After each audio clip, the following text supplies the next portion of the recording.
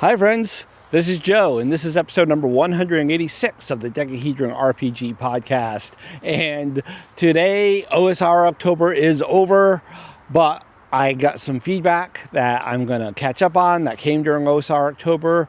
The first one was from Mirke the Meek. Let's give a listen. Take it away, Mirke. Hey Joe, this is Mirke.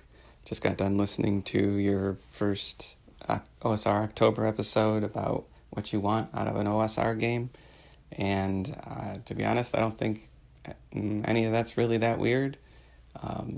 The D6 damage for each weapon, I don't mind because combat isn't a huge focus for me for RPGs. So if it kind of flattens things out and makes things less strategic and more abstract, that's fine. Let's get this combat over with so we can get back to exploration. Yeah, the saving throws, just use your attributes. I think that works as well. So, yeah, all good ideas. I'm for limiting classes as well.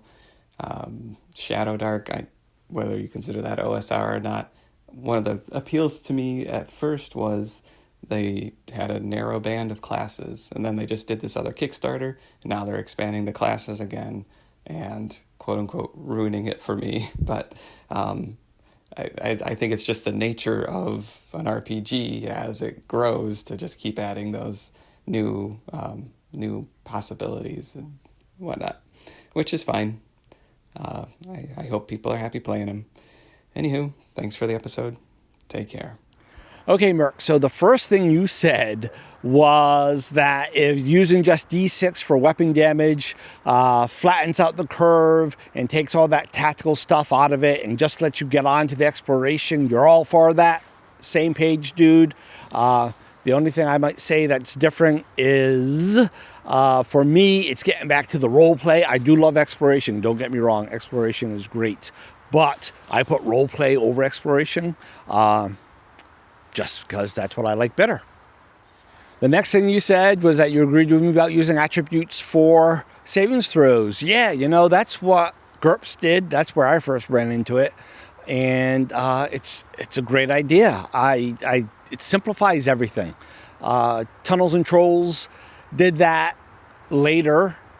They like to claim that, we always did that, but reading the books, it's nowhere in the books. But yeah, GURPS did it, and now Tunnels and Trolls does it. It's just so logical and so intuitive. It just makes sense. And we want to say things like, wizards have a lower save against magic.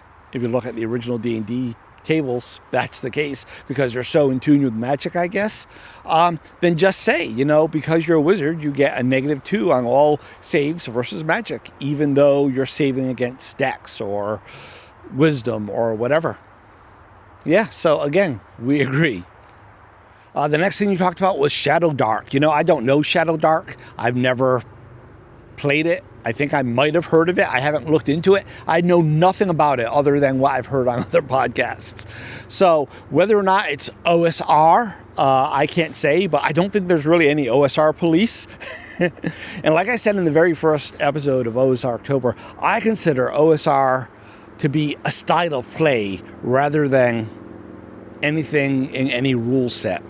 And in fact, they might kick me out of the OSR club here. In fact, I think a lot of the newer rule sets actually can be used for that old style of play better than the old clunky rule sets were. So, having alienated half the people listening now. You talked about Shadow Dark, and you said, in the beginning they had these very few core classes, and now they came out with a new Kickstarter, and they're adding more classes. Following the path of D&D. D&D originally had 3. Greyheart came out, they added Thief. Blackmoor came out, they added Monk, and I want to say Druid, but I think Druid was just added as a thing. Oh, Paladin. Paladin was in Greyhawk. Anyway, you get the idea. Yeah, I don't think it's the nature of games in themselves. I think it's the nature of commerce. I think that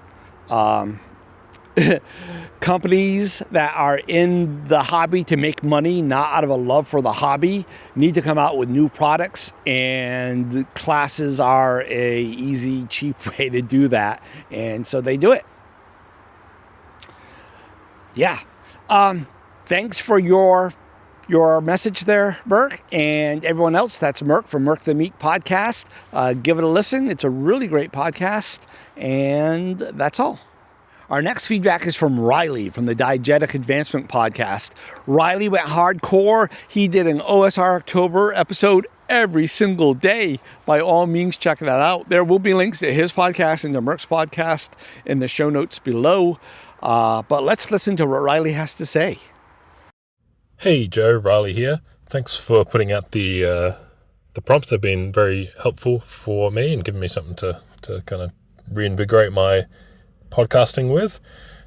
I really enjoyed your first OSR October episode. I think you've described something pretty close to what I would think is I don't know if it's my perfect, but if someone presented that, it'd be pretty close. And there's my car. Sorry, I'm parked at the moment. What was I saying? I don't know if it's like exactly my perfect, but it's pretty close, and I would be very happy to play it. I think, it's very similar to OD&D in a way, or like the white box fantasy medieval adventure game, like, kind of the simple core of OD&D, with some nice changes, like your ascending armor class and kind of removing some of the complexity that gets added with variable weapon damage and things like that. Like, I prefer that original system as well.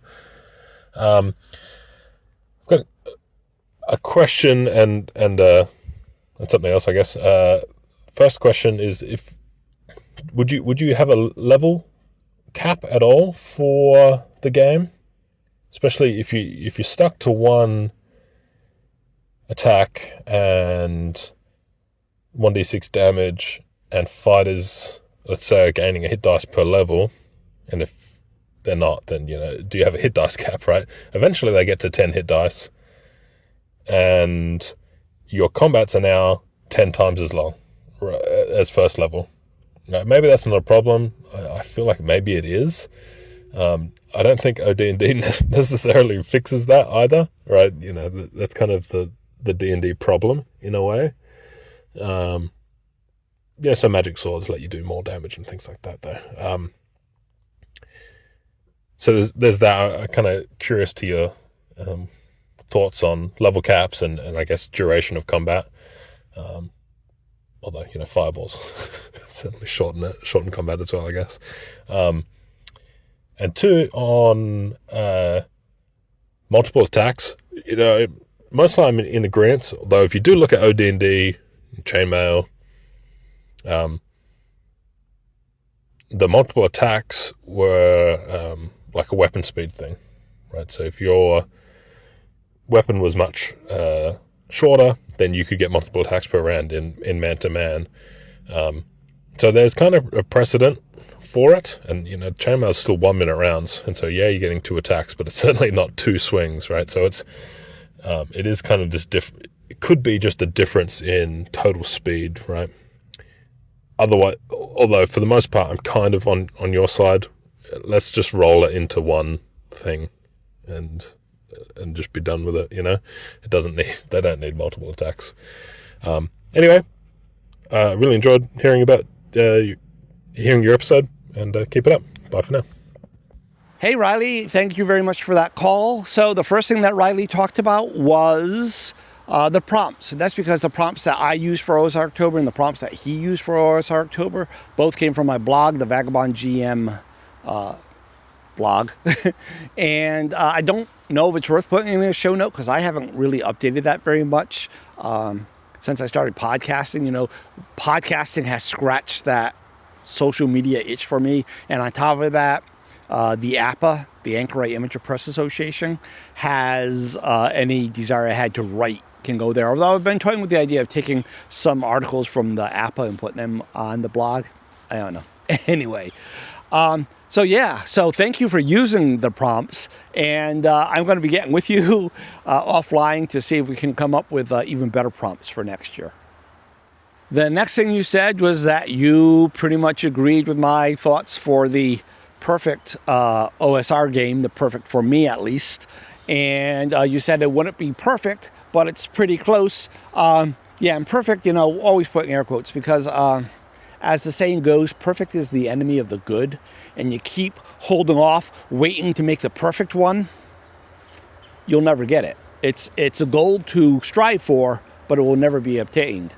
So what I like to do, and I a proponent for this at work, and I have a coworker that has the opposite approach, right? She's like, make it the best it possibly can now. And I'm more like, make it good, get it out, revise, make it better next time, make it better next time. Sort of a continuous quality improvement type thing. Wow, we went from role-playing games to quality. Go figure. You asked about level caps. That's a very interesting discussion, and it's one in I love, there's people that like the high level play. There's a lot of people that like that mid-level play, and there's a few oddballs like me that like that low-level play.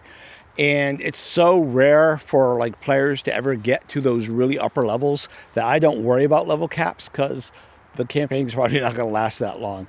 But in this hypothetical game, would it have level caps? Well, I started to write this hypothetical game a few years ago during the pandemic thing. And what I had done, well, I did have level caps, and they were like across the board. I think it was 12th level. And at that level, your fighter was at like 12 hit die, and your magic user was at like 6. And I think the cleric was at 8, is how it kind of balanced out. And the hit die also works out to be like your 2 hit bonus and all that stuff.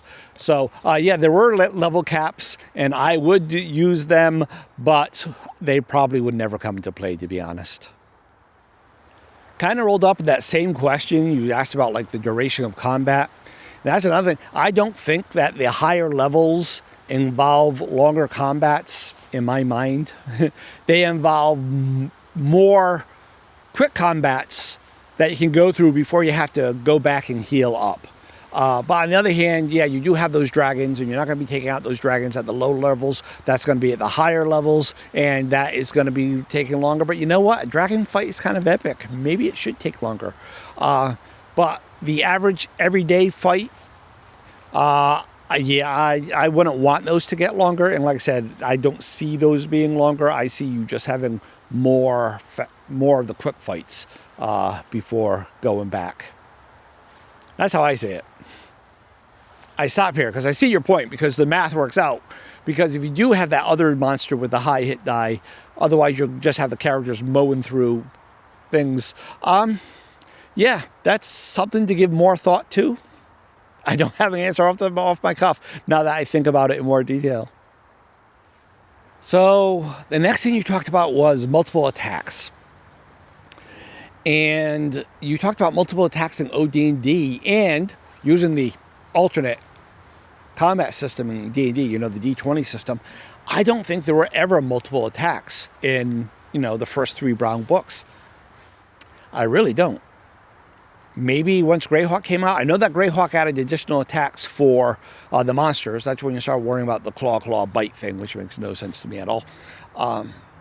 But for player characters, did they get bonus attacks in Greyhawk? Not that I remember, but I usually don't play with Greyhawk, so maybe. I don't think in terms of multiple attacks. I really don't. Yeah, so it sounds like we are in a lot of agreement on the stuff that, on what we would consider a great OSR game. Sounds like we would have great fun at the table together. Too bad you're half a world away. Thanks for the call, Riley, and thanks for the great podcast you do. And again, everyone, links to his and Mirk's podcast are in the show notes. The last thing I have is it was a comment left on YouTube under the video. And it was by a name named, it is by a man named Vid or Vid. Like I said, I'm not sure. That's the name you get when you click on this thing and it brings up his profile. And his first comment was just no.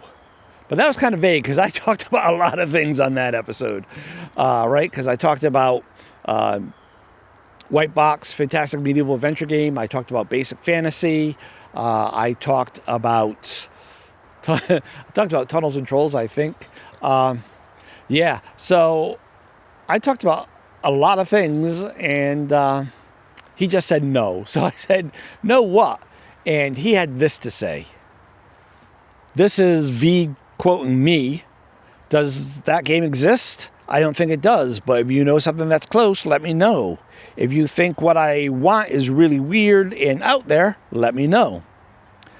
To which he replies, I'm sorry, sir, but I don't see your vision. Based solely on your class requirements, you're looking at a skill and maybe feat-based game rather than an actual class-based system.